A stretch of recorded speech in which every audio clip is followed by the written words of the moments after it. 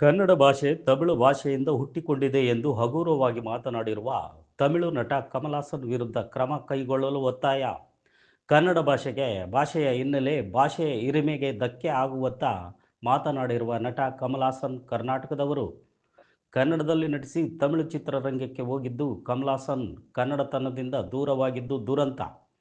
ಕನ್ನಡ ಭಾಷೆಗೆ ಸುಮಾರು 2500 ವರ್ಷಗಳ ಇತಿಹಾಸವಿದ್ದು, ಕನ್ನಡ ಮತ್ತು ತಮಿಳು ಭಾಷೆ ದ್ರಾವಿಡ ಭಾಷೆಯಿಂದ ಹುಟ್ಟಿಕೊಂಡಿವೆ.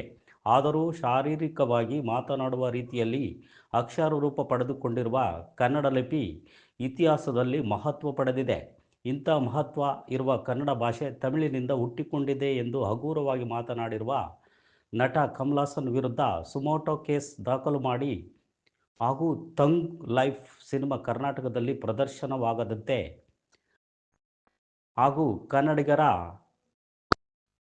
ಕ್ಷಮಾಪಣೆ ಯಾಚಿಸಬೇಕು ಎಂದು ಕನ್ನಡ ಸಾಂಸ್ಕೃತಿಕ ಸಂಸ್ಥೆ ಅಧ್ಯಕ್ಷ ಕೊರಲಕುಂಟೆ ತಿಪ್ಪೇಸ್ವಾಮಿ ಹಾಗೂ ಪದಾಧಿಕಾರಿಗಳಾದ ರಂಗಸ್ವಾಮಿ, ಸಾಮಾಜಿಕ ಹೋರಾಟಗಾರ ಎಚ್.ಎಸ್. ಸೈಯದ್, ರವಿವರ್ಮ, ಬೆಟ್ಟಪ್ಪ, ಲಂಕಪ್ಪ, ಕೆ.ಬಿ. ನಾಗರಾಜ್, ಹರೀಶ್, ತಿಪ್ಪೇಸ್ವಾಮಿ, ವಿಜಯ್ ಇತರರು ಒತ್ತಾಯಿಸಿ ತಹಶೀಲ್ದಾರ್ ಅವರಿಗೆ ಮನವಿ ಸಲ್ಲಿಸಿದರು.